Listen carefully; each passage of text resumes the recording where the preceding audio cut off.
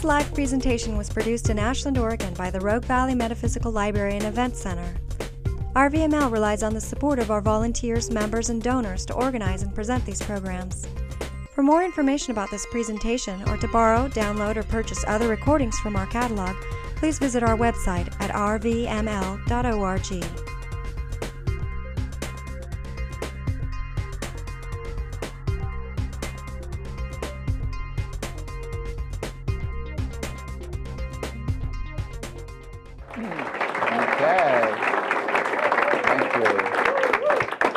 Okay, how's this for sound? Good, all right, good. Just have to take a minute to, I keep walking back in, come back, feeling you. You know, for those of you who still associate me with an earlier time, and especially for those of you who may have come here tonight to connect to that time, the 1960s. You know, an amazing decade. I mean, it seemed like an entire generation just woke up one morning to walk out of fear and change the whole world. So maybe I'll begin just by saying I really do have, I don't know, great memories of the 60s. Great memories, great stories, you know, great appreciation. But I also know that the big event, the transforming event, is still in front of us. Not behind us, it's in front of us. So tonight, I'd like to talk about this time, this moment, you know, the present generation. And I don't know, you know, as strange as it may seem for Rennie Davis to appear and not talk about the 1960s, the central question that I believe faces every human being on Earth tonight may seem, you know, may seem even more unusual. You know. My question tonight is this: is for every one in the room. Thank you all for coming too. It's for everyone on Earth tonight. You know, let yourself just sense and feel whatever comes up in you right now from this question. Are we another generation just passing through the world like every previous generation of human history? In the eyes of evolution, no biggie. Or is it possible that in the eyes of evolution, we are actually a generation like no other? We live in a time like no other. And we actually hold the possibility to create a new direction on Earth altogether. So I've come to Ashland tonight to talk about the time in which we live. I want to begin by saying this is my first trip to Ashland. And so when I was driving in with, well, let me just say, you know, over the years, like many of you, my own sensing and feeling has matured, okay? And so I was coming into town with Hearn today, and I just had to share this with you. I mean, I just had a rush of energy coming into this place, you know, and I felt, I said, I really want to, you know, sense all of you, you know, and I want to feel this community. And I'd like to take a look at the future of Ashland. You can see the future, you know, if you, what's been put in place in thoughts and deeds from the present, you can, from that, see the future. So, I don't know, I'm just very touched, you know, I just really want to tip my hat. I just really feel so much deep appreciation for all of you, you know. If you could see the future of Ashland, I think that all of you would really pat yourself on the back for a job well done, you know, in choosing this place for this time, okay? So I just have my personal reasons for not doing readings, like on the future of Ashland, I can tell you this, there's a couple people in this room that are very good readers, okay, very clear, and they know who they are. Okay? So if you want to participate in my rush of excitement for you, you could go to them and have them give you a reading on the future of Ashland. Or, you can do your own reading, too. I'm encouraging this. I am. I'm encouraging you to do a reading on the future of Ashland. I'll just make a couple suggestions, okay, for those of you that choose to do your own reading. Okay. The human body has 14 senses, not 5. Okay, among our senses are sonar, just like a whale or a submarine has sonar. Sonar is located in the hair follicles of the ear. And there's no reason not to bring it up to the conscious level, which you can do, just from what I'll say right now. Okay, it's way cool. You can direct it with your mind to any object that you want to. Here's an exercise to activate your sonar at a conscious level. Just tell your sonar that you want to connect to a really great restaurant in Ashland. Don't say what kind it is. The sonar goes out, connects to your restaurant. There's a little ping when it connects, Then it brings all of the data back. It's extraordinary, really. And you can taste the restaurant. You might smell the restaurant. You might see the restaurant. You might know all about it. This is pizza or whatever it is, So you have sonar in doing your reading of the future of Ashland. You have radar. Radar is located in the chest cavity. You have circuitry. Circuitry is just extraordinary. Like right now, circuitry is airborne hormones that emit from the skin and go out anywhere in the universe and connect. Like right now, I have circuits to everybody in this room, and I've directed my circuits to come from my heart to your solar plexus. And all of you have circuits to me, okay? I direct all your circuits to go to my solar plexus, just I have my reasons, okay? And so we're now engaged. I mean, this is high-speed fiber optic-like cable transmission. Tonight we'll have some really interesting discussions, okay, and some very interesting information. 5% will be the information, 95% will be circuit energy transfers going on. What is really extraordinary about circuits is that you can connect to the future with your circuits, or to the past. Okay, how is this possible? Well, it turns out that time is an engineered construction.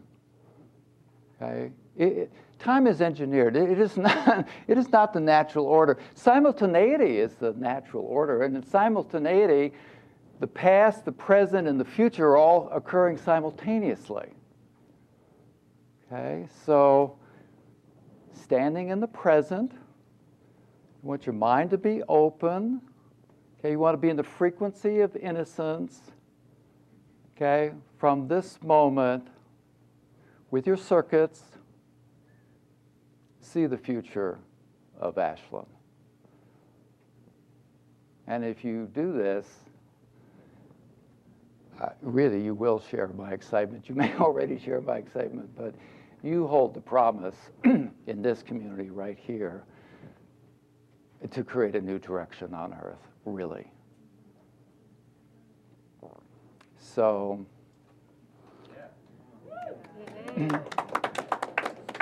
we'll explain more what I'm really wanting to say here about this, but this understanding of standing in the present, using your circuits to see the future from the framework of simultaneity, is what all the people that sense this particular moment through all the ages of humanity, and most of you are very familiar with this, whether you relate to the prophecies or don't relate to the prophecies, they nevertheless are an historic fact.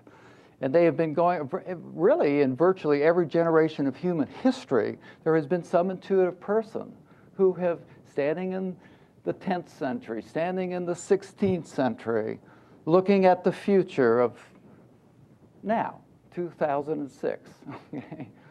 Okay, you know, Mayans, you know, they looked at this time from their century and they saw the end of history. I mean, their calendar expires in 2012. Many Native Americans have had a sensing of this time. You know, we are their future. Hopi elders have already delivered their prophecy to the United Nations. Many of you are aware of that. They saw us facing, you know, two paths. Okay, one path, which is the one that we're on, leads to world destruction. Okay, the other path leads to paradise on earth if respect could re-enter the world. Okay, for a good 1,000 years, there have been end of history stories about this time. End of history, a great cleansing, jihad, Armageddon, okay? So how do we understand these things? I mean, we're all here. Nothing really happened in the year 2000. The Y2K bug didn't take hold. SARS kind of petered out. So maybe there's nothing to really be concerned about here, you know. Maybe everybody, maybe every intuitive person and psychic person and clairvoyant person in all of human history was just misinformed. I'll tell you this, that what the Mayans saw and what Native Americans saw and what the Hopis saw, and even some of the Christians and what they saw, was the bird flu. That's actually what people were seeing from their past. I know none of you watch Fox News, but on Sunday, yeah, there was a TV special on the bird flu, you know, what a pandemic would look like, you know, and it was, you know, all this high-tech thing and how quickly it would spread and so forth. Tonight, I'm not going to really talk about the bird flu. I would just say that we happen to be in a moment when the human race is making a decision about which way to go. The Hopis are kind of right, okay? And the bird flu is kind of what everybody's voting on. Now, who's voting, okay? Everyone in the dead zone is voting. Every human being is voting. And social consciousness is voting. And at the moment, and the earth is voting, okay? So the earth has cast its vote for the bird flu, just to let you know, at the moment. I'm talking about tonight, okay? And the dead zone has overwhelmingly supported the cleansing, okay? This is, you know, they're not worried about dying, so they see that as helpful to the evolution of the human race. And the vast majority of the human race is also voting for the bird flu. And so the decision will be made this year, really, on whether it's going to go. And the real, what's going to be created here is human-to-human mutation, okay? As long as it's bird to human, there will be no pandemic. It will be human-to-human. And all I can tell you is that if you just stand right here I am. I'm not supposed to be doing reading.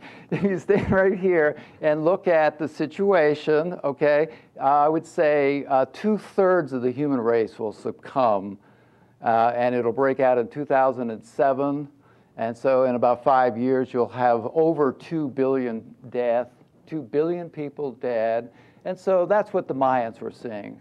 From 5 years from 2007 would be 2012. That's what they saw. The bird flu definitely does not need to happen. And if we have enough clear minds, which could really be right here, we have our ways. We really do. We are on Earth, and we do know what we're talking about. And so if I had 12 good people right now, that would be ample.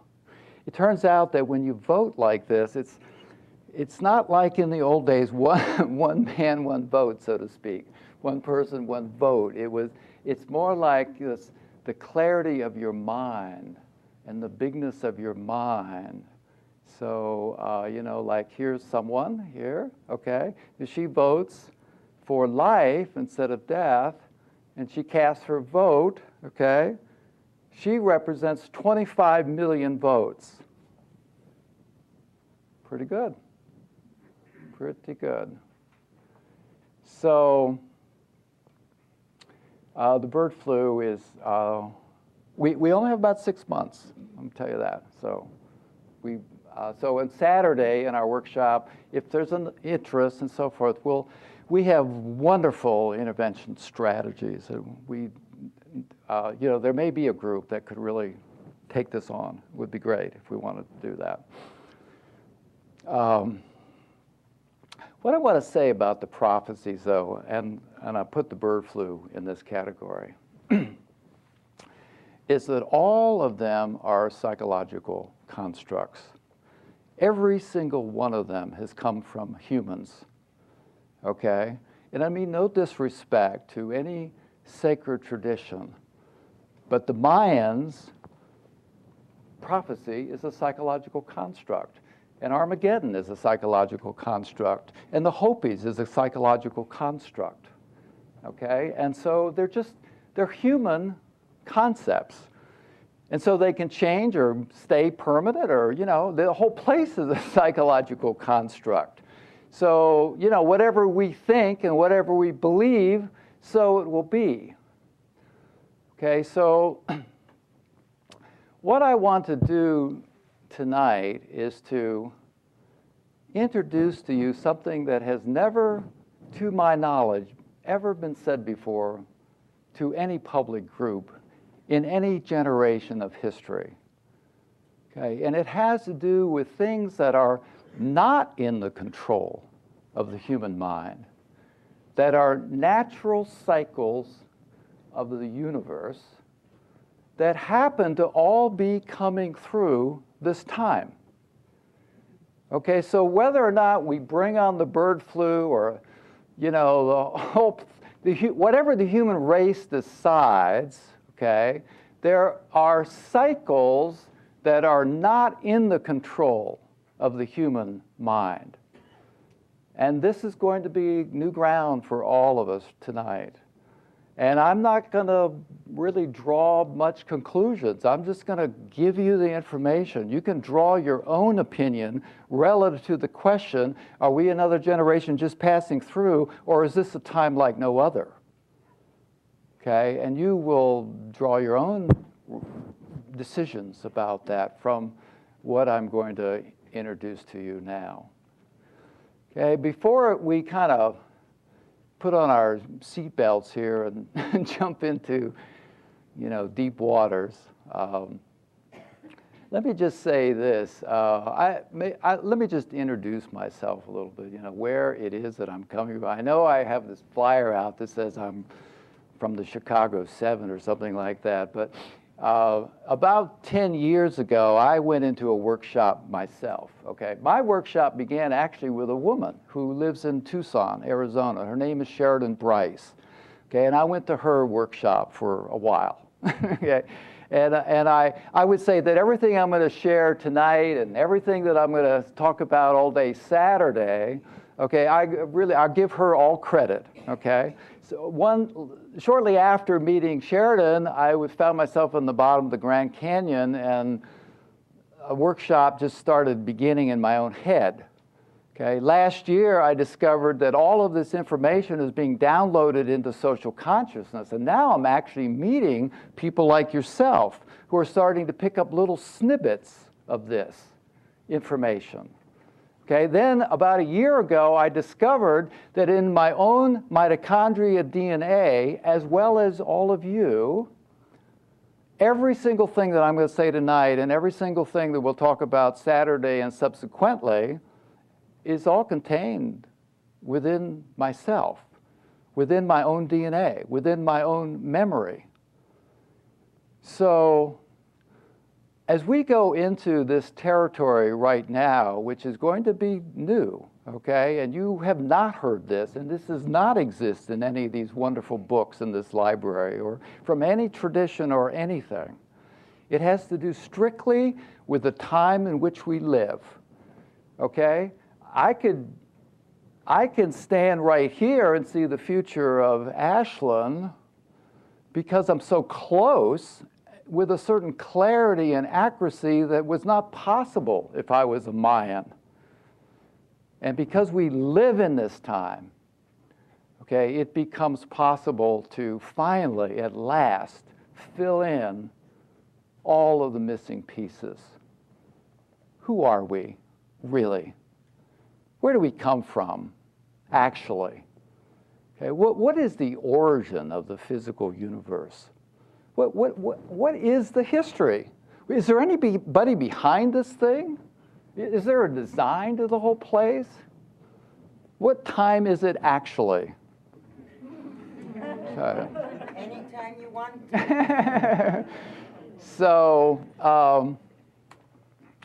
here's what I'm going to suggest so that, you know, we can just flow together tonight. We create as little resistance as possible. I realize that we're going on to new ground here, but you have your own inner wisdom. You know, most of you are very good at accessing this. You actually have two small, still voices, to be honest. One, I'll say, has its origin your spirit or your divinity, the bigness of your awareness.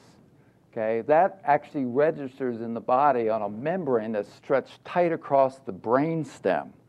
Okay, that's where your intuition, that's where your guidance is going to register.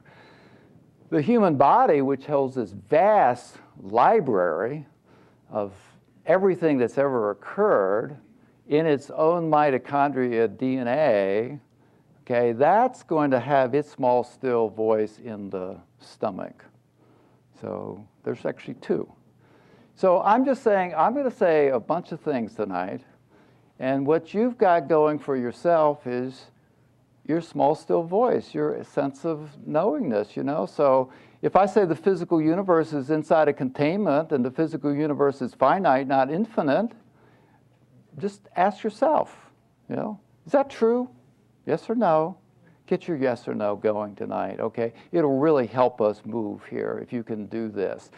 And if you get a yes, the information belongs to you. And if you get a no, trust that, okay? Really trust that this is not authentic for you. This is not appropriate for you. This is not really connecting with you. And that really, trust that. It really is okay. Okay, so our subject tonight is the time in which we live. And I want to introduce now to you 3 cycles that are not in the human control, that are occurring with us or without us. Okay, and you can draw your own conclusions after we go through this summary. Now, when I say a cycle, I mean something like the Earth orbits the sun, and in one complete orbit, one complete cycle, then the magnetics on the sun causes the Earth to move, creating the seasons on the Earth, and those seasons occur with humanity or without humanity. That's what I mean, okay? Okay, cycle number 1 is a solar cycle, okay? It is a cycle that if you're interested, I'm not going to bore everybody here with the detailed physics of really what it is. I'm just going to call it a radiation is occurring right now on the sun. It has its particulars of what it really looks like. To our science, when they look at it, what they see is an unusual solar flare time, okay? When our media looks at it, what they say or see is this going to damage satellite communications, which sometimes it does, okay? To the people in this room, okay, that are sensitive to energies, okay, you may feel pushed around by this. You may feel like you know, a little anxious for no reason whatsoever. It has its cycles too, this energy. Sometimes it's intense like it was in November and December. Right now it's kind of a calm period, okay? And I'm very glad for that. It lets me be here, okay? So if you're sensitive to energies, you may pick up on these prominences is what I'm going to call it, or this radiation. Okay, here's what I want you to know. This radiation has occurred before, never in the history of the human race, however.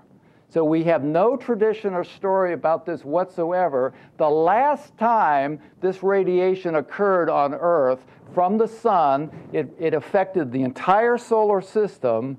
We had a species on the planet with 22 pairs of chromosomes. Okay, the species was asexual. There was no male-female, okay? We have 23 pairs of chromosomes. 22 pairs of chromosomes, they were all identical, okay? And all of a sudden, this radiation started to cause damage in the DNA, and the chromosomes began to leak. And 50% of the 22 chromosomes were leaking, and 3 of them were leaking more than 50% of their genetic material. This is a crisis to the biological system. So the body captured and gathered up and captured all of this damaged DNA, repackaged it and recombined it in a protein cocoon. And when the shell of the cocoon fell away, we had the 23rd pair of chromosomes. And for the first time, they were different. Our science calls it the X chromosome and the Y chromosome. All the other chromosomes are identical, except for chromosome 23. Everything human is contained within chromosome 23.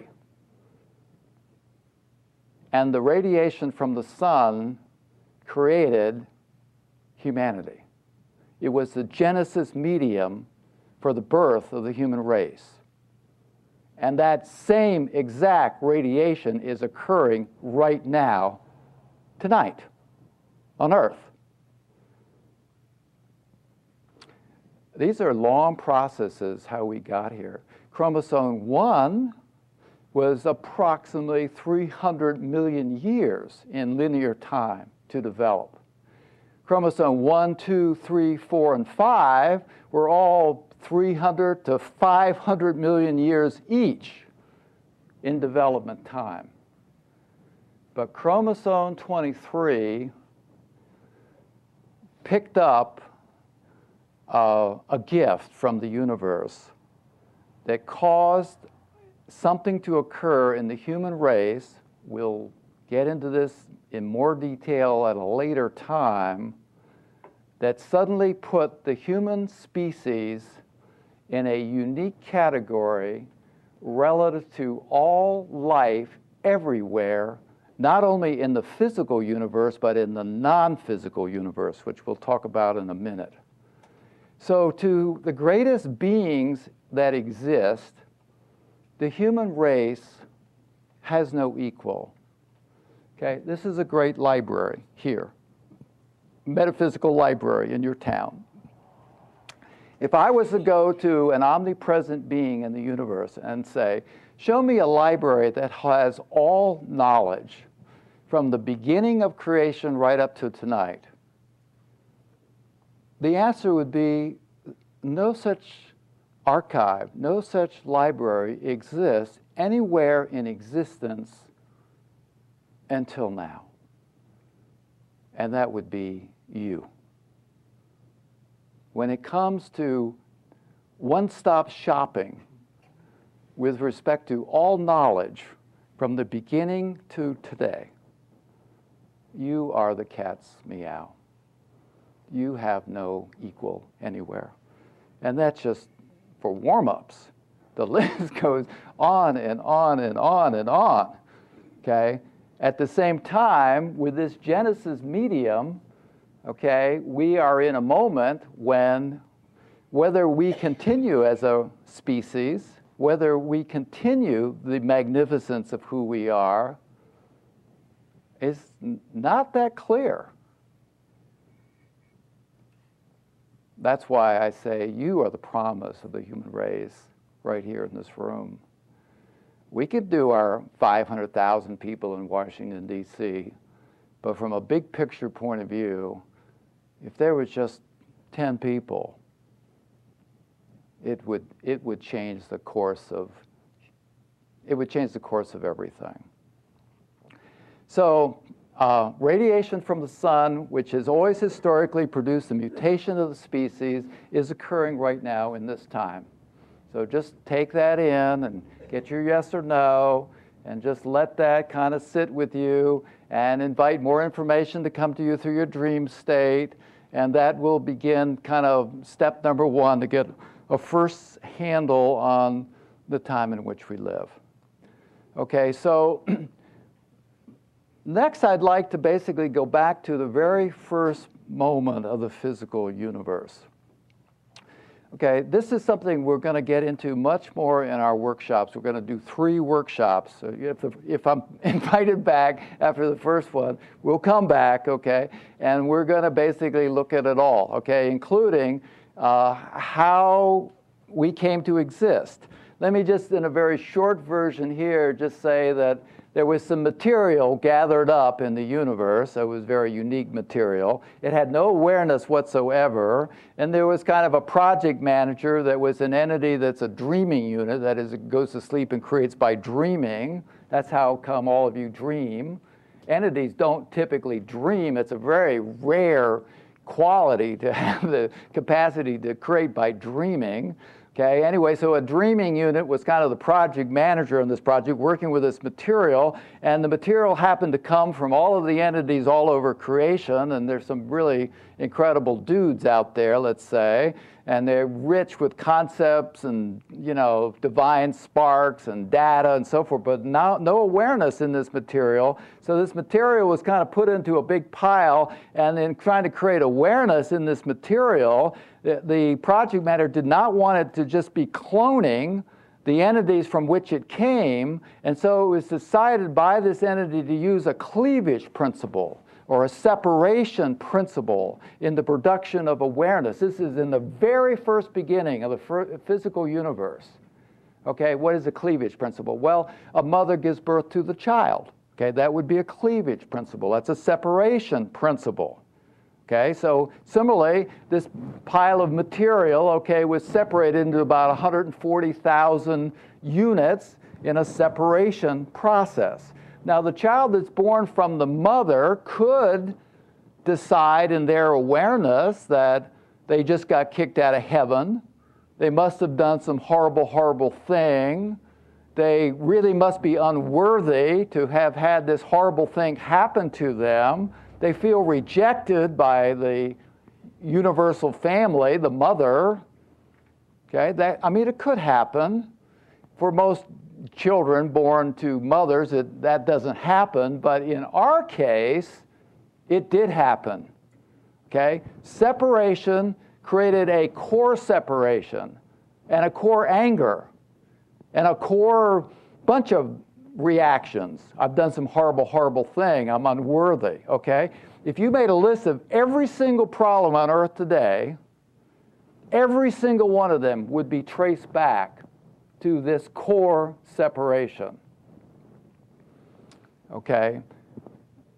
It also cycles. It occurred in linear time. So the original core separation that was used to produce the original awareness in the physical universe is a cycle that is cycling through right now.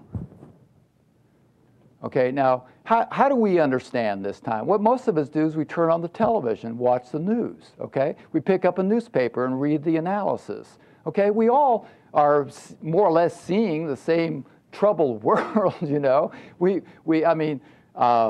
What we see is everything is intensifying.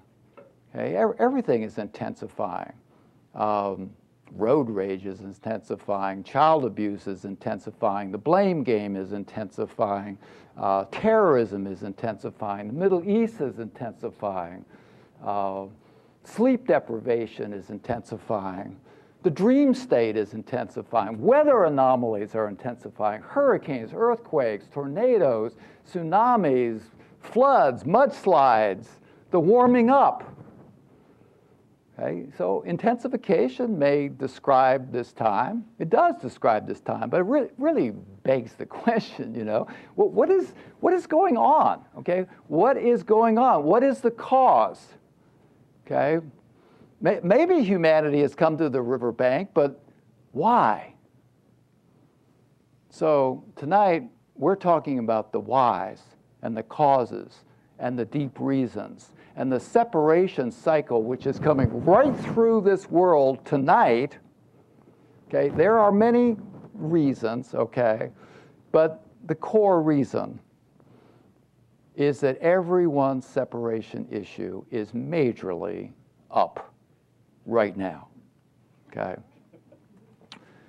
Now, the good news for you is that you've been all these years working to release the fear, release the separation, release all the things that you want to release, okay?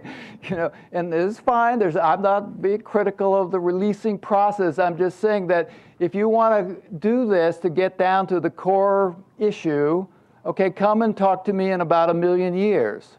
Okay, that's really how deep this thing goes, unless there was an opportunity to heal the core separation. And with the cycle of separation coming through right now, guess what? For the first time ever, this cycle has never occurred before in the history of the physical universe, much less humanity. Remember, we have 23 chromosomes. Okay, this is the first time this cycle has ever come through, and so one of the things that we'll be doing in our workshop is that we will heal the core separation. It is a golden opportunity to have the precise know-how just to, let's take care of this right now at the core level. All right, so cycle number 1 involves going from tonight all the way back to the first human being. Cycle number 2 involves going from the first human being all the way back to the beginning of the physical universe. Cycle number 3 involves going from the first moment of the physical universe all the way back, way back to a moment of silence. Okay, there is nothing. I call it the no thing.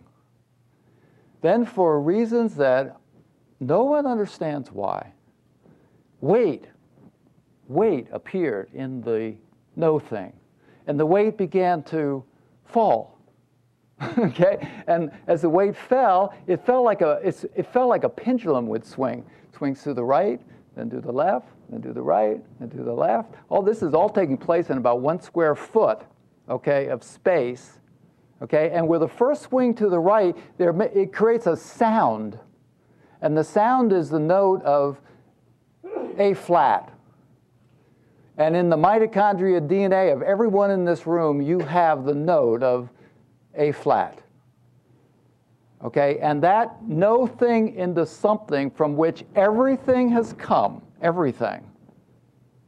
I mean, to give you a rough idea of time does not exist in this world that we're talking about right now, but just to give us our mind a way to get our arms around this thing, if I basically attributed 10 minutes to the entire duration of the physical universe, the non-physical universe, from the no thing into something all the way up to the physical universe, would be 10 billion years by comparison. Okay? So the no thing into something produced a birth. I'm just going to call it the birth cycle. Okay? In the history of everything, the birth cycle has occurred 2 times. It has never, ever occurred in the entire history of the physical universe. And the birth cycle, along with the radiation of the sun, along with the separation cycle from the early days of the physical universe, is also right in front of every person in this room. Okay, is this important?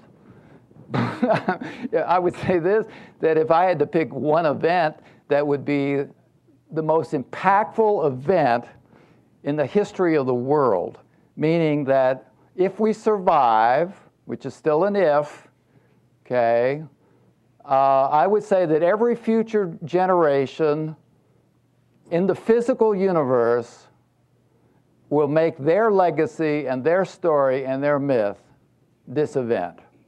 Okay, when it hits here in the world, it will pull about 1/3 of the awareness units right out of their body. Okay, when it,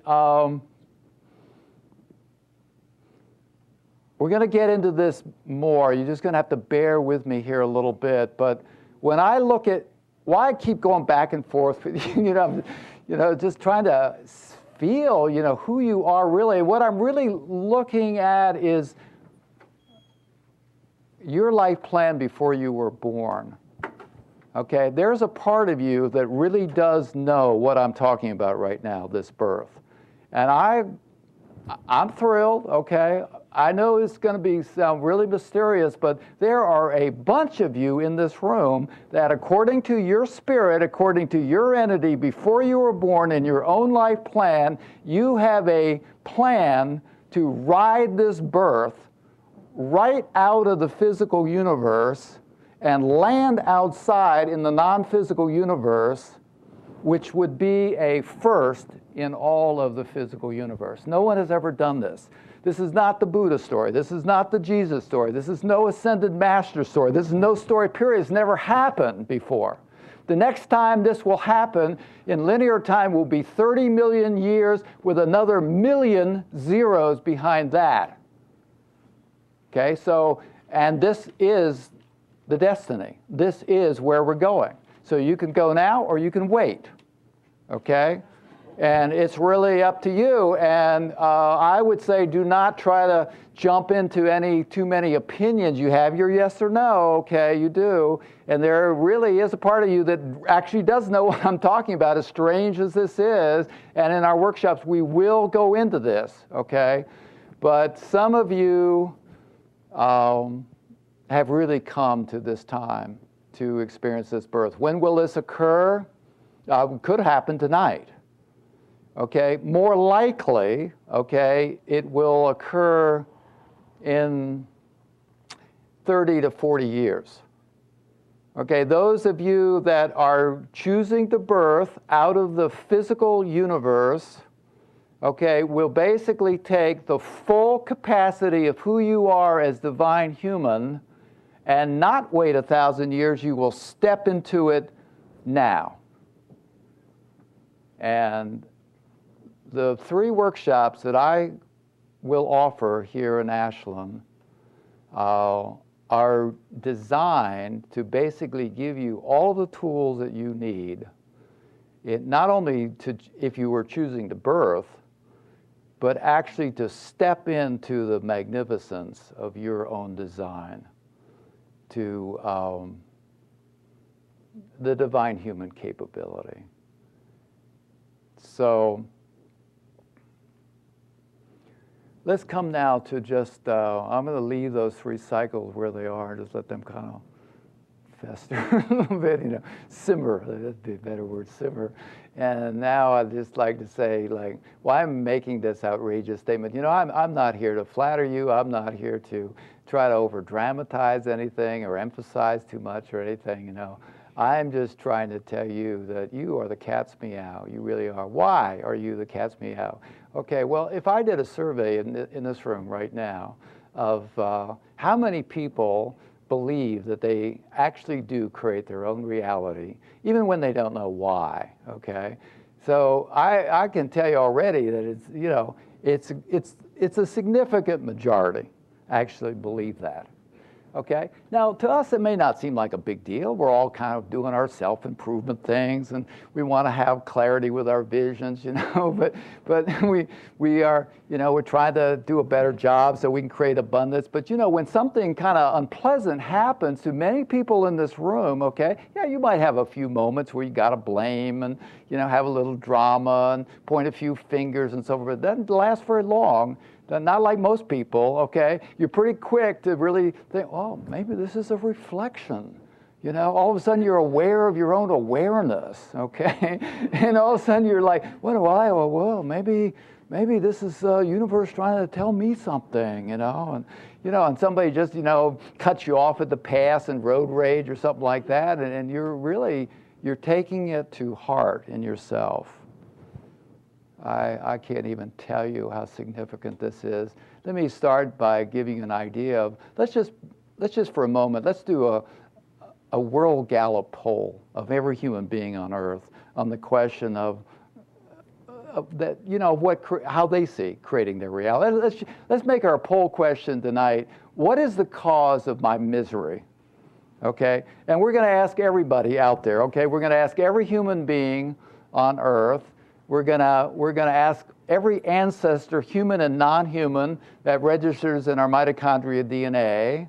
Okay, and we're going to go to the conscious mind as well as the unconscious mind with our question. And we want everyone to basically make as long a list as they want to, just give us every reason as to what is the cause of misery in the world? All the problems, all the pain, all the suffering, even the death, okay? What is the cause of my misery? Okay, and we've got a big, supercomputer here in the back room, and so as the trillions of responses flow in here, we're asking our supercomputer to tell us, is there any common denominator here? If there's not a common denominator, are there any big categories? Okay, and yeah, it turns out there really are big categories. It seems like anywhere that people gather to live together, okay, and then produce something like systems, okay, to live together. Okay, so what is the cause of my misery? The economic system, the poverty system, the joblessness system, the racial system, the discrimination system, the class system. Okay, category. Another category is, I'll just call it blame. Blame is actually the biggest category. What is the cause of my misery according to the human race? He did it. She did it. No, Bush did it. No, my ex-wife, she's the one, My boss, he's the cause of my misery. So a third category is nature. Okay, nature.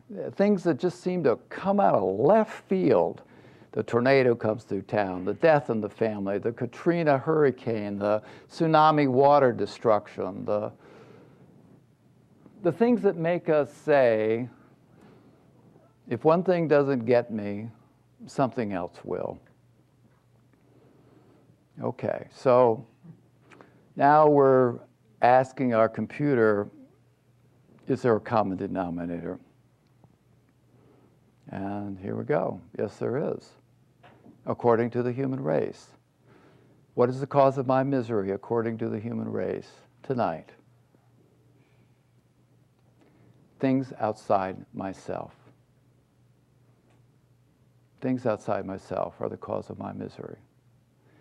And I would have to say that our situation tonight in humanity is not much different than, say, people in the 16th century when everyone was certain. It just was common sense that the earth was a stationary object. It never moved, okay? And the whole universe revolved around the earth. That's what everyone thought, till Nicholas Copernicus came along and showed that everyone was misinformed. Our situation today is really no different. The cause of our misery is absolutely, positively, not at all what we believe it to be.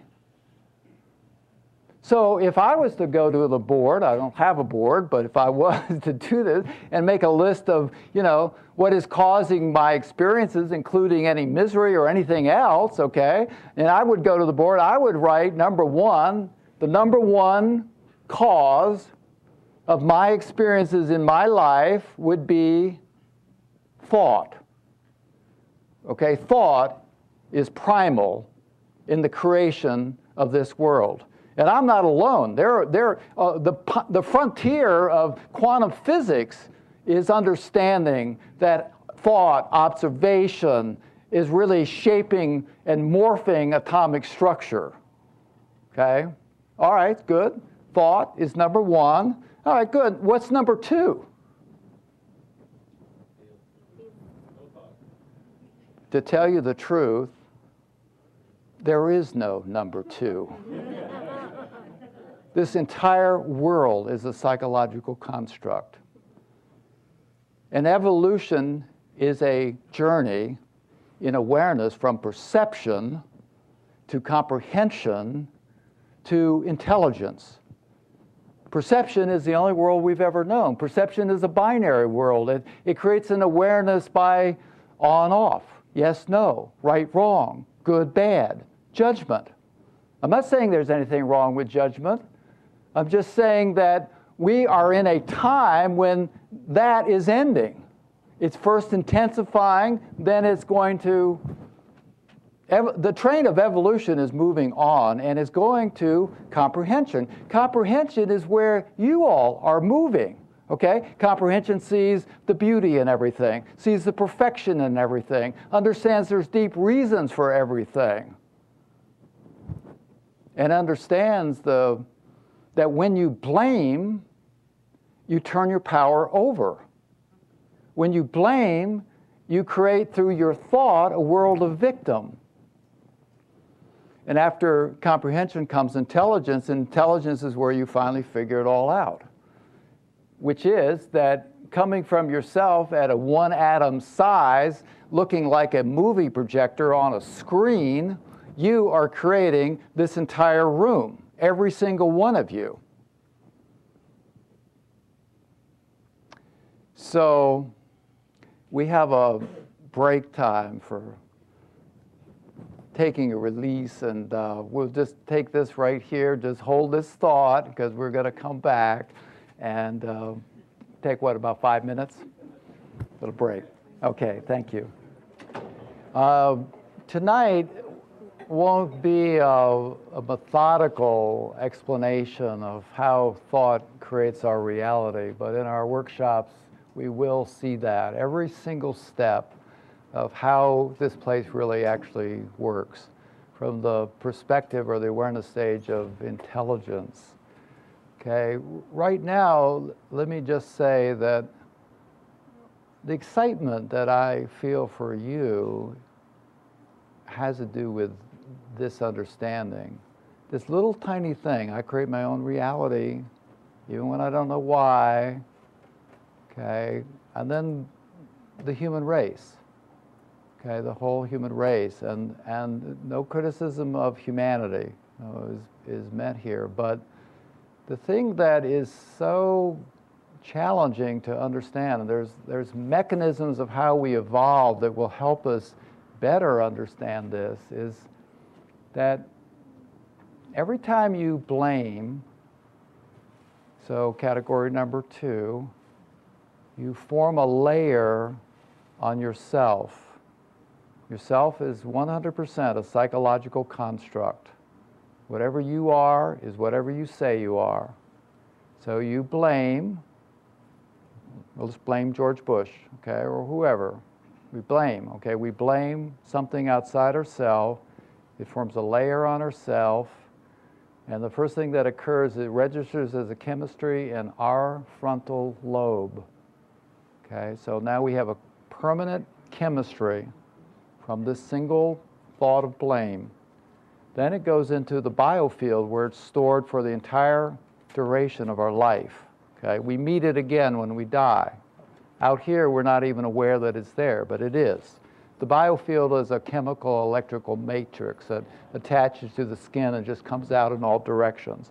On average, if you stretched your hand out like this and then went about another 4 inches, on average, okay, that would give you the idea of the 360-degree biofield. So every blame is contained within that biofield. And now all of those blames then basically program your macrophage. And your macrophage, which is located or connected to the thalamus, then directs the immune system to attack whatever you are not. Okay? So you're here in Ashland trying to connect to your beauty, okay?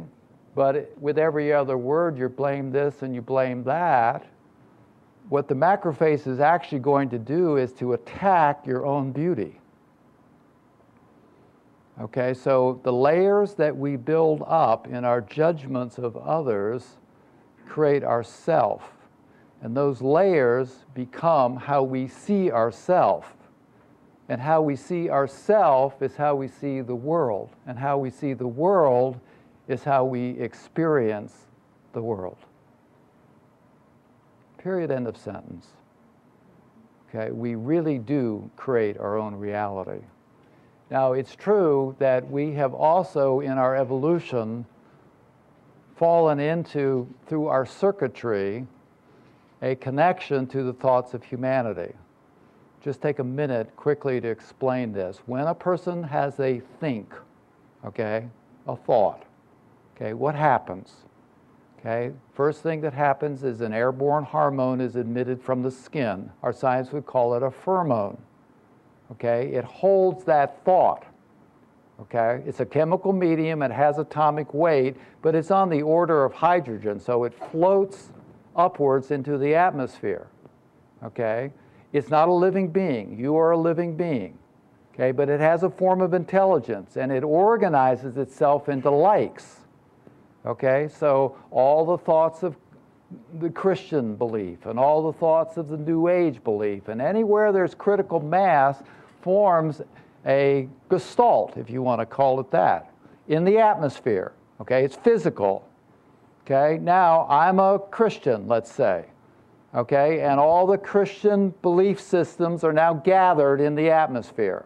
I'm now going to connect from the crown of my head with airborne hormones coming right out of the crown of my head and go up into the atmosphere, and with this high-speed, fiber optic-like transmission channel, I'm going to connect to the Christian gestalt. Okay, it's a chemical medium that is able to handle an electrical charge. Okay, now I live in Boulder.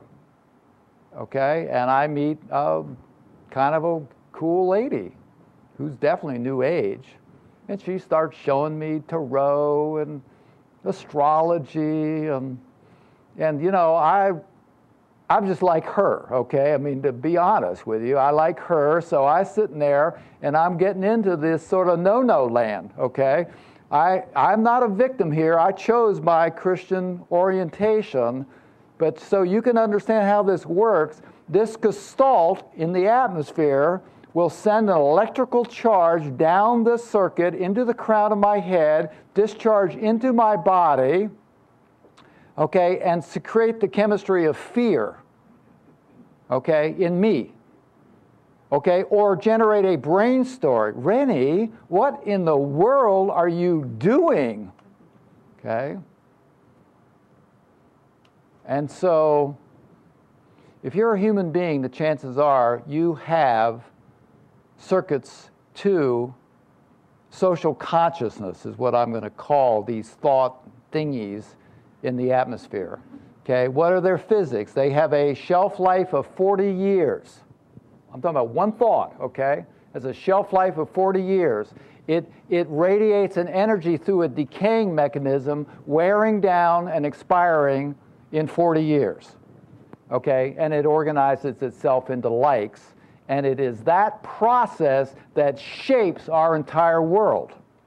How it looks, the so-called laws of our science, okay? That's why I said, what is number one? Thought, okay? This entire place, folks, is a psychological construct, okay? This is not real. It is real because we believe it's real, okay? But physicality is our choice, okay? And, I understand it's deep. I personally can't walk through this wall, although I plan to, okay? And I have all the information as to how to do that, okay? And you're right, moving right along with me, okay? So what we have here is we've got the human race understanding or believing that everything is happening to them outside themselves. Then we have Ashland, Oregon, with a large number of people saying, well, maybe I'm creating my own reality, okay? And where where are you at really, okay? And let's be honest, okay? Here's where we are. We got 1 foot in the belief system that this is a real world, external, and bad things do. Shit happens, okay? It does. Everybody knows that, okay? And then we have another foot, okay, in a new paradigm, in the understanding of the way things really are, okay? That you really are creating your own reality, no kidding, okay? And that is our situation. For the longest time, it seemed impossible for any human being to really get this. And suddenly there appears Ashland, Oregon. And not only Ashland, but suddenly there appears millions of people all over the world that are dabbling with this, 1 foot in, 1 foot out. Okay? And that's our situation. That's why I say you are the hope of the human race.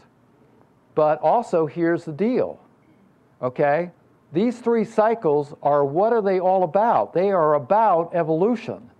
And the train of evolution has come into a station, okay? And if you want to stay on the train of evolution, you have got to get both feet out. You have to. Or you're getting off the train at this stop. All right, so how many people do we need in this world for the human race to continue? For the magnificence of the human body to survive? What is the number? What is the critical mass that we need for the triumph of the human race to be achieved? 1 person. 1 person is sufficient. 1 person who can end the blame. 1 person who can take responsibility for absolutely everything that happens in their life without condition. 1 person who holds the constant perception that everything that happens to me is going to be more magnificent than anything that I could have imagined. 1 person holding in their feeling body gratitude and appreciation for every single thing that happens. 1 person is sufficient to launch a new direction on Earth. And that's why I'm in Ashland. Okay, that is, I mean, that 1 person exists right here in this room. Okay, what I am is just a little wizard with a toolbox, okay? And so what I have is everything you need to know, okay, as to how to do this. Okay, and that's what we're going to do. And it's not a little thing. I don't pretend that it's just a couple things and no, here's what we got to do. We're going to step into divine human. Okay? What does that mean? We have to re-script ourself. Okay? We have to activate a source of life within our stomach region that no human being in the history of the world has ever been able to do, but you could. Okay, with the understanding of the steps. Okay, we need to clear up and eliminate the parasites and the toxins in the blood system, which is a thought reactive mechanism that when you have, let's say, divine human blood, okay, that's what really gives you the ability to morph and shapeshift and step into that wall. Okay, or to, with your thought, grow wings and fly. The human body it's simply the most magnificent thing that's ever been created. Okay, but it requires a re-scripting of the blood system. And then we have our memory. Okay, I don't know about you, but when I was growing up, I couldn't remember anything about who I was before I was born. Okay, I mean, I just couldn't remember. Here I am walking around as the greatest library in the history of creation. I can't remember anything at all. Okay? So where is this library? This library consists of in our own DNA. Okay? And so what I want to do is to put a microscope on the DNA with an understanding of the DNA that is utterly novel and new to science and this entire world. We do not have 100,000 strands of DNA. We have trillions and trillions of strands of DNA, some of which will not respond to thought, but the heart of the matter inside the outer shell of the DNA, the mitochondria DNA, we have in the physical mitochondria DNA, we have a complete history of everything that has happened from the birth of the physical universe all the way up to tonight. Then if you spread out, which we will do, okay, that physical mitochondria DNA, lo and behold, all wrapped up inside that physical mitochondria DNA is what I'll call your spiritual DNA. And that holds the gifts of the universe to the human race. That holds the entire chronology of everything that happened in that, not the 10 minutes of the physical universe, that's the physical mitochondria DNA, this is the 10 billion year non-physical universe, no thing into something, all the way up to the birth of the physical universe. All of that is there. All of that is your birthright. All of that is your legacy. No one can take it from you. And so to connect for the first time ever, okay, to your true spiritual heritage becomes possible by unraveling our DNA, okay? Those of you that are choosing the birth will have a longevity clause. You can birth from the dead zone, you can, but many people are going to choose the birthright from here. And you know, if you're 60 years old and the birth doesn't happen for 30 or 35 years, okay, you may need a little support in the reworking of your DNA, and that's what we're going to do, okay, in these workshops, is activate a longevity clause for anybody that wants to do that, okay. Death, I have to tell you folks, never existed until chromosome 23. Death is 100% a human creation. We took the separation cycle, I've done some horrible, horrible thing, and took it to the max, okay? And now it's true, it's in our DNA, okay? It's aging, sequencing is occurring, but you have to understand God did not do this to us, okay? And no other part of the universe did this to us either. We created death ourselves.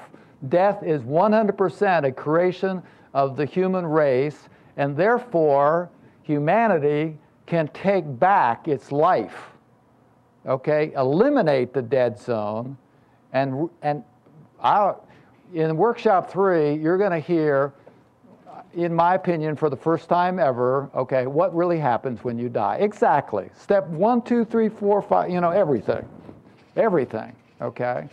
And there's some parts to it that are cool, and I'm not saying it's all terrible or anything like that.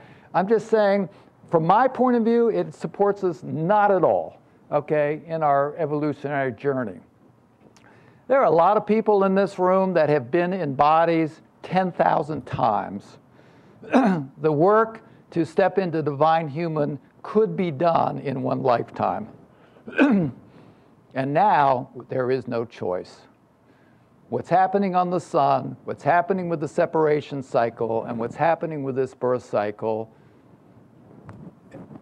you're either going to make a run for this right now, or you're going to get off the train right now. And that's just the way it is. You know, evolution is moving on, okay? And to me, it's full of excitement, and it's totally incredible. There are things that are coming. If the bird flu doesn't happen, which will be a part of our objective, and it's still possible to stop it, okay? And then if it appears that life is kind of normal again and everything's going on like it always did, do not forget these cycles, okay? These are still in front of us. These are all happening. They truly are happening. And so with the sun cycle, this is the cause of the warming up. I'm not suggesting that humanity should not take responsibility for its pollution. After all, I am Rennie Davis, okay? But I'm just telling you that if we develop the technology to eliminate all emissions on Earth, and we could return the air to a pre-industrial state, it would still be warming up.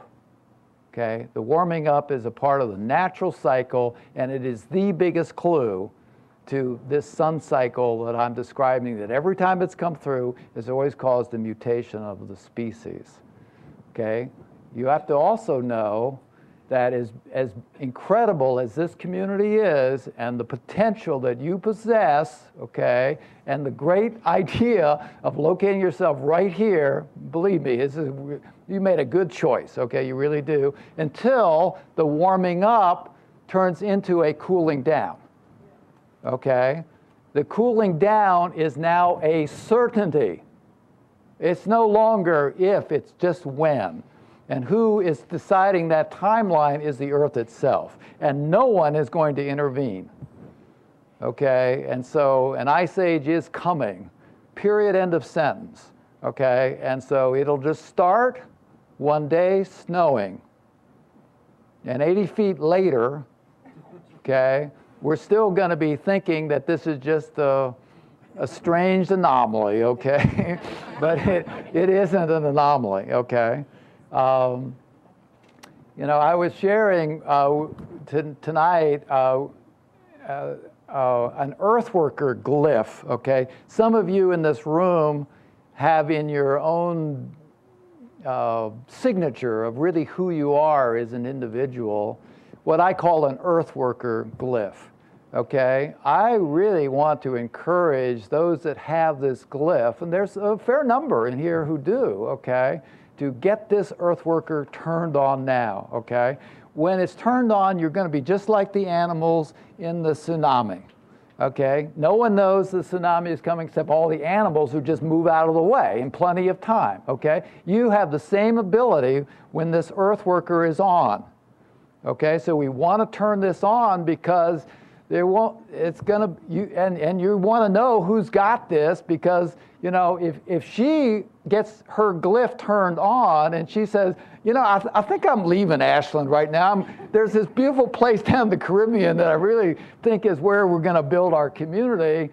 And if I was living here and I had understanding, I would say, I think I'm going too, okay? I think that's a good idea, you know, we're just, so, none of this is to create any fear. There's no reason for create. This is the most dynamic, most exciting time imaginable. It really is.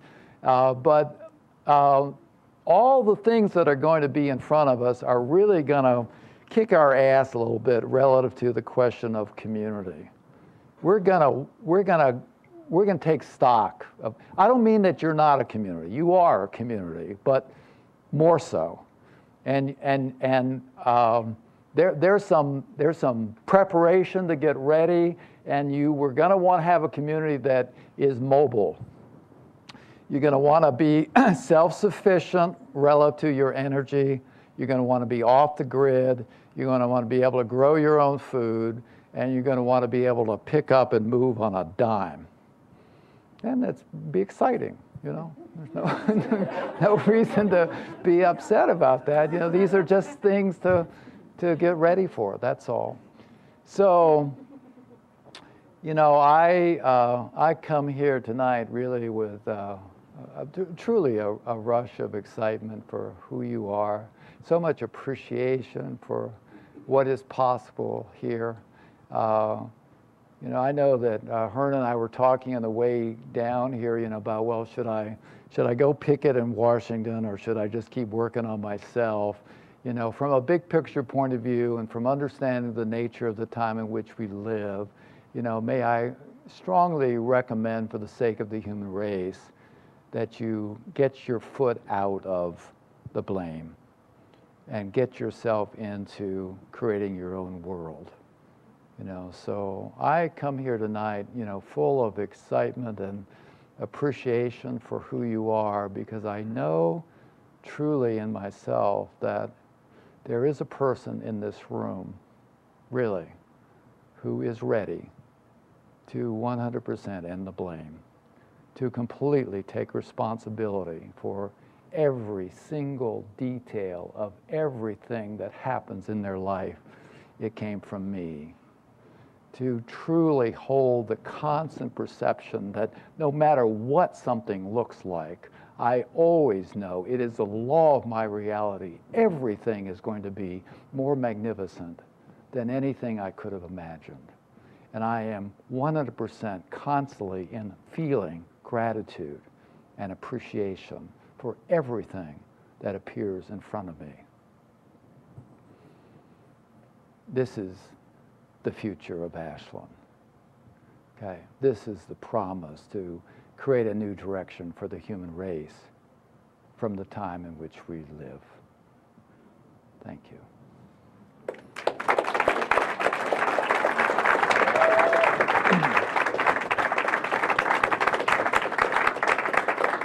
Okay, I guess we have a microphone, yeah? So if you have any questions.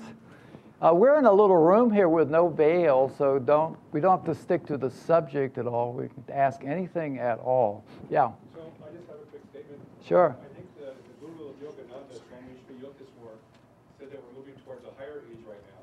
So all that doom and gloom stuff, don't have to like tune into that, So for creating our own reality, let's focus on the positive. Yeah, good. I think that's great. Okay, anyone else? Yeah, here in the back. Can you pass the mic over so everyone can hear? Yeah, Oh, okay, so we'll come to you next. Okay, go ahead. I just want to know if you've heard this theory about the Rogue Valley or not, but that... The what? About the Rogue Valley where we live here in the Ashland area. Oh, no, I really honestly don't know anything at all about Ashland or its history or... Well, Wallace anything. Black Elk, when he was here 33 years ago, and we did a sweat with him, explained how Ashland and the Rogue Valley are surrounded with the topography, that it's only two other places in the world, and that we have a natural crater here with two passes and mountainsides on both sides, and that this would be the new beginning of the world, as you're saying. So I had to just repeat it because it sounds so exciting to me that you're saying the same thing 30 years later. And that he said that if you go to and look, they have found fish fossils at the top of Mount Ashland, so that they know the sea at one time had been up there.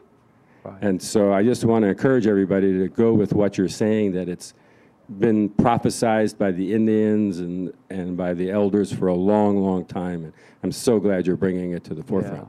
Yeah. Okay, great. Thank you. Yeah, pass the mic over there. I think he's next. Thank you. Yeah, I'm going to follow up on the Yukteswar Guru question here, which is that when you were talking about the extrasensory perception that we can all have, whether it's through our sonar or radar or whatever, to get this information. Right. I'm just curious if, I don't know whether through Maharaji or any other gurus or whatever, but I was told by one, avatar guru person that how he and other gurus are able to know sometimes what people who are connected to them or doing what they're up to, if they need help to communicate whatever, is they're actually sending out these, what he calls these bubbles, and that they go out and they have intelligence, they come back and give the information, or they can actually be in a couple places at once. So I'm just wondering if you could talk a little bit about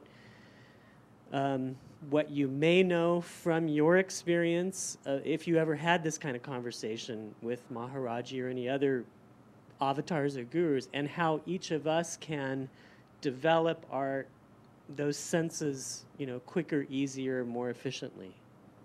Yeah, I can. I would say that this world is a psychological construct, and the self that you have created is coming from yourself.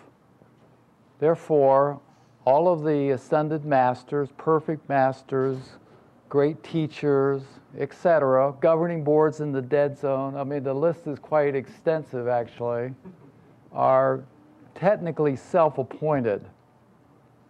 Okay, so it doesn't mean that there are not some incredible human beings in our history that have, activated what everyone in the room possesses, to do. And, that they point the way, I tip my hat. Relative to the letting go of all unhealthy egos and basically being in the natural, spontaneous ego that is appropriate, that is required if you want to do, say, the birth cycle.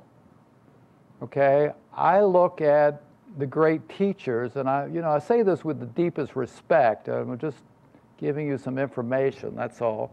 When the ascended masters die, they go to the dead zone. The physical address of the dead zone is the stratosphere, okay? With the adulation that occurs on Earth, touching the feet, people bringing you your chai, whatever, it's subtle, okay? But the subtlety is that I'm elevated relative to the rest of the human race. The way you can see this is looking at the dead zone. The ascended master started off just slightly above the stratosphere. It was their physical field that they existed in, dead. Okay, now it's gone on over the eons, and they actually reside on the moon, okay? The ascended masters.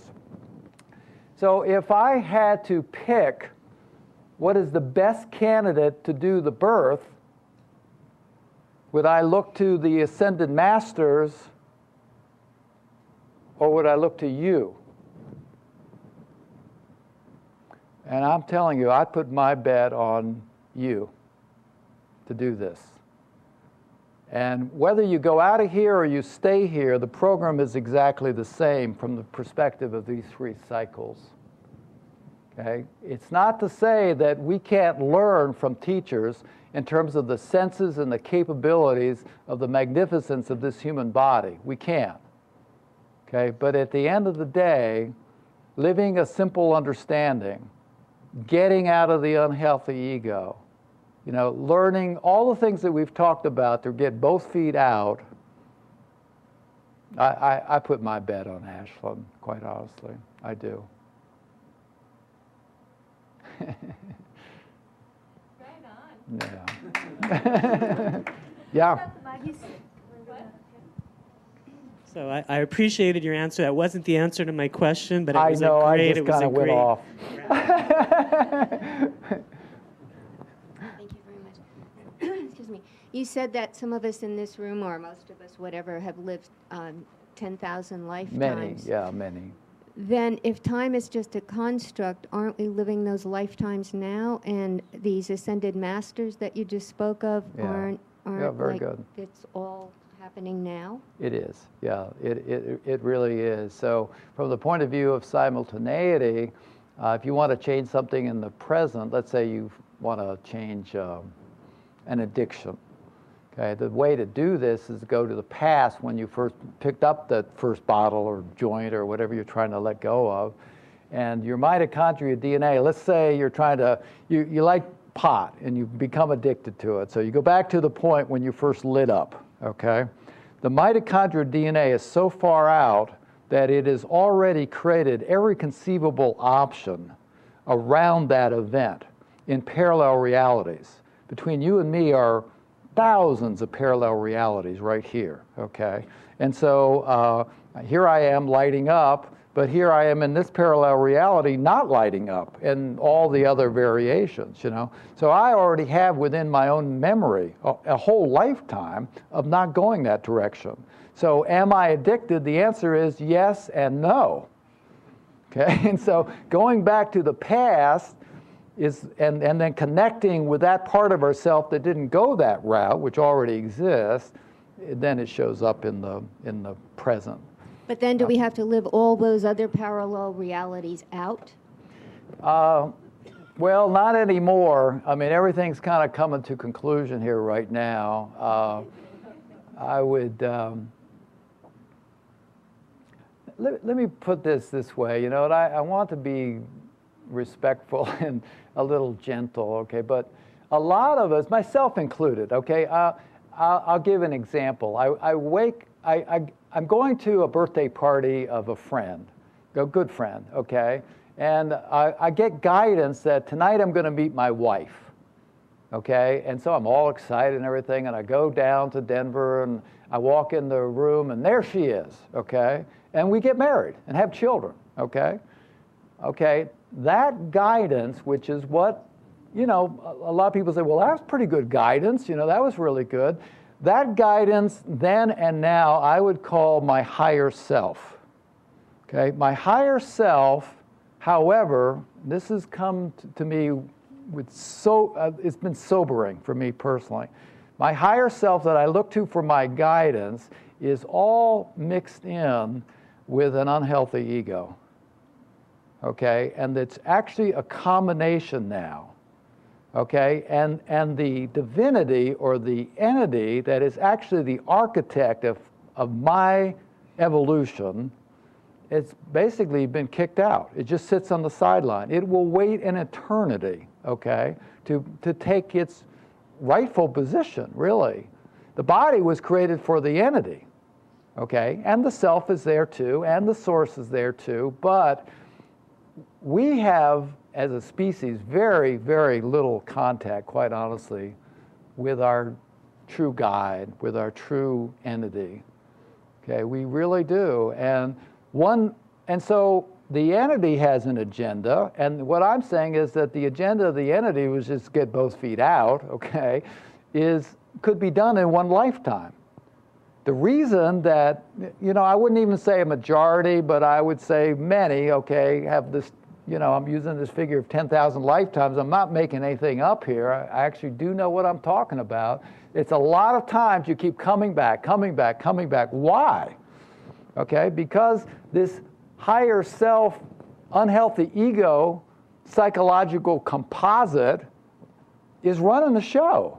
It runs the show in the dead zone, and it runs the show here, and it's pretty much got it all wrapped up, and it likes it.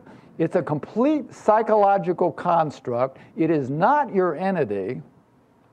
And to get both feet out, you have got to get both feet out of this composite, okay, and get with your true entity. Okay? Wouldn't that be getting back to the core, though, that we separated from? Well, that's another subject. I would just say that the way that you can know, let's say, okay, I invite one of the things that we'll do in our workshop is we'll bring the entity right into the room. Every entity of every person in the workshop, okay? For real, we'll bring them right into the room and we'll walk you through a guided meditation. For many of you, it'll be for the first time ever actually getting to know your real entity. Yeah, the real one, okay? The way you can tell is that if you basically enter into the frequency of innocence and you feel playfulness, okay, you're connecting with your real entity. When you just are basically get all this information and you're going to meet your wife and you feel really expanded in your mind, chances are that's your higher self. Okay, so there's some subtleties here, folks. That's all I'm saying. It's subtleties, okay? But the beauty is that the light of day is on the subtleties now, okay? So there's nothing that can hide, okay? And so when I bring a tool to you, you're going to see it's simple enough, you can do it, but it is absolutely precise, okay? It is not something that you want to put your own coloration on, okay? It is an exact statement. And it's this ability to be precise and this ability to really get down on it that gives us the lifting power to break free from the prison of the human condition. I've come to Ashland, quite honestly, to organize a prison break. You know, it's really what I'm here to do, you know. And this is really all about getting both feet out and walking free. It really is. So, you know, it involves many things, you know, breaking from our higher self into our true entity, but also disconnecting those circuits to all the thoughts of humanity. If I had a fear meter, okay, which actually I do, okay, and I was to use the framework of simultaneity and just measure when in history was the greatest thought and intensification of thought about fear. Okay, this time, World War II, World War I, the Civil War, the Middle Ages, the greatest fear in the history of the human race is occurring right now, tonight, okay? Off the chart, okay? When you have circuits to the thoughts of humanity, those fears bleed into you, okay?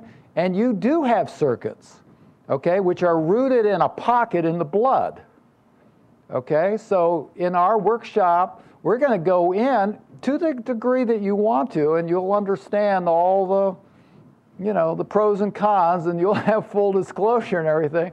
We're going to just show you exactly where those circuits are, and we're going to cut every one of them out that you want to cut out.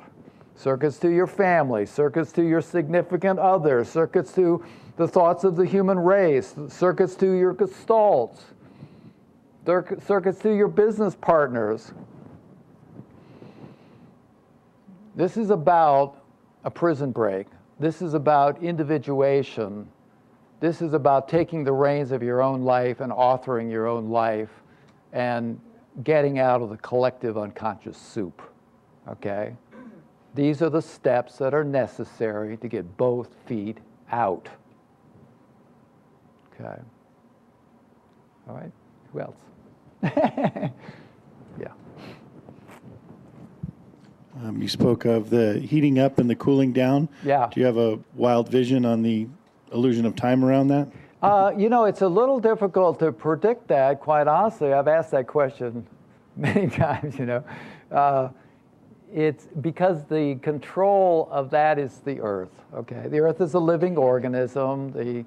It's a natural cycle of the Earth. It's the way the Earth replenishes itself. It actually will release a lot of very helpful virals for the evolution of whatever species emerge. It will be what will produce the chromosome 24. Actually, it looks right now like it'll produce 24, 25, and 26 chromosomes in the Ice Age. Whether it's a severe Ice Age or a modest or moderate Ice Age could be determined somewhat by the human thought. But that the Ice Age is coming. So, you know, I don't mean to beat around the bush because it could happen, you know, anytime. But I would say I'm just going to go out there and say I'm thinking it's a little while, like maybe 30 to 40 years, okay? But it could really be quicker, okay? And I just, you know, not to get into any fear or anything, but, you know, technologies will serve us here, you know, relative to life.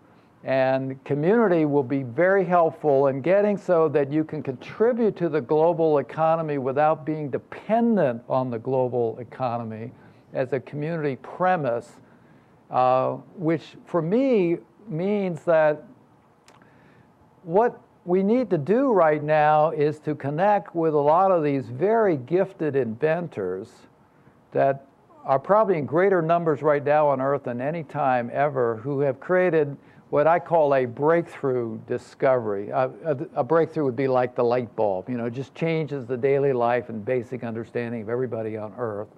And I personally know of about 30 projects like that.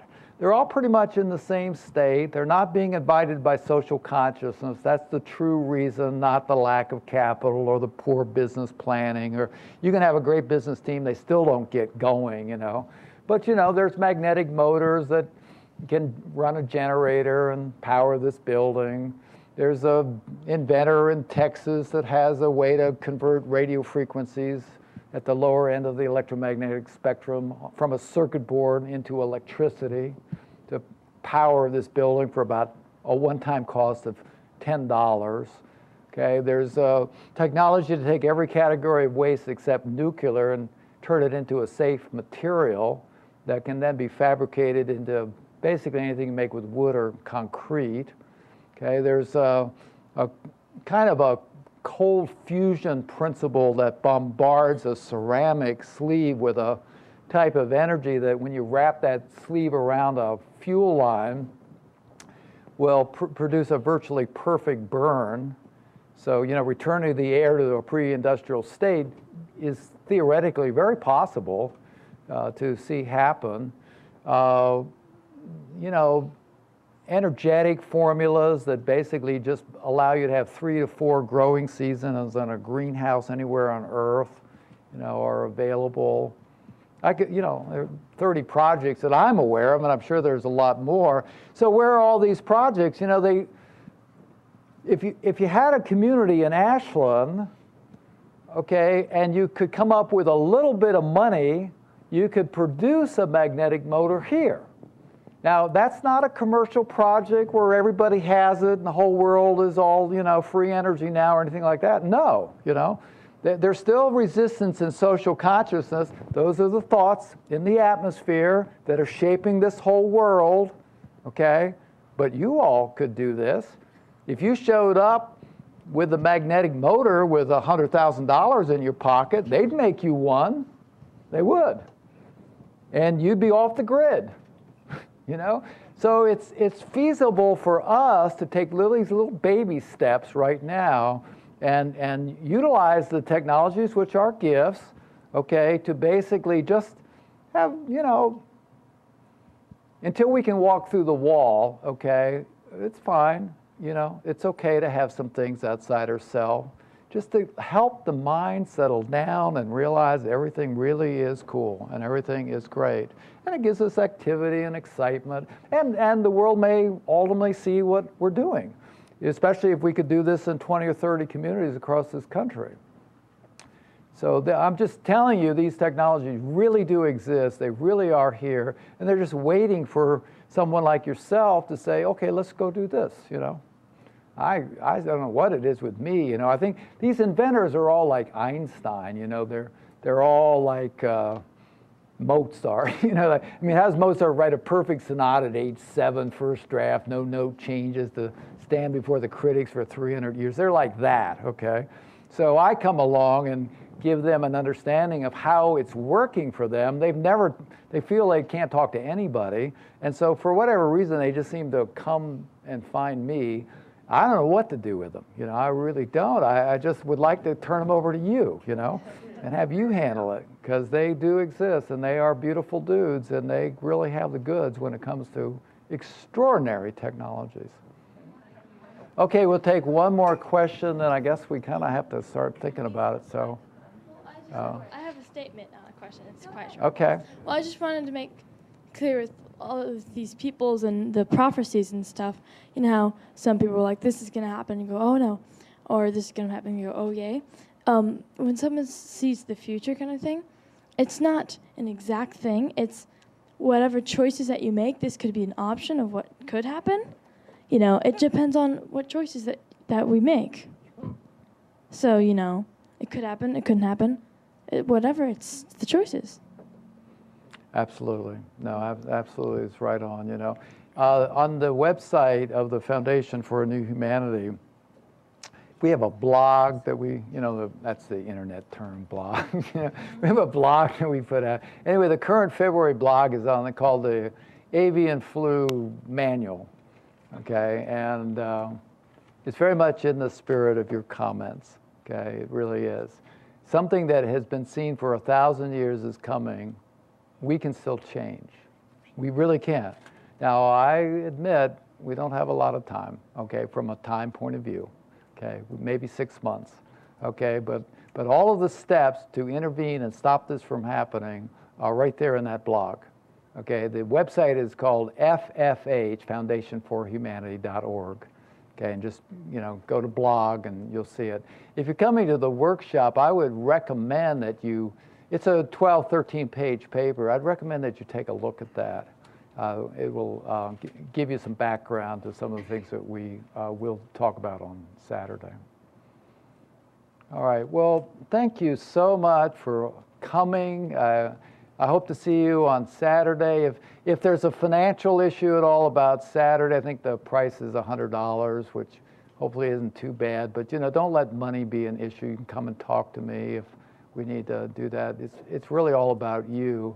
And this is rocket fuel, really, it is, for you and what you're here to do. I know your mission, okay, very well, I do. Even though I've only been here today, okay, I just have my ways. So I'm excited, and and you have friends, okay? Rennie Davis knows really nothing, okay? I just have some friends, okay? That's all it is, okay? Yeah, and now you have friends, okay? So you're going to meet these friends, and they're going to appear on Saturday, and it's showtime. It really is. Okay. All right. Thank you so much. RVML Resource Center is a volunteer-operated federal 501c3 tax-exempt nonprofit organization. RVML is dedicated to providing easy access to a comprehensive collection of information on a variety of metaphysical, spiritual, and personal development subjects. RVML accepts and appreciates all donations. Material and monetary contributions are fully tax-deductible. This recording is not copyrighted, and permission is granted to broadcast, exhibit, or duplicate all or part of this program for non-commercial educational purposes. This live presentation was organized and presented by the Rogue Valley Metaphysical Library and Event Center. For more information, please visit rvml.org.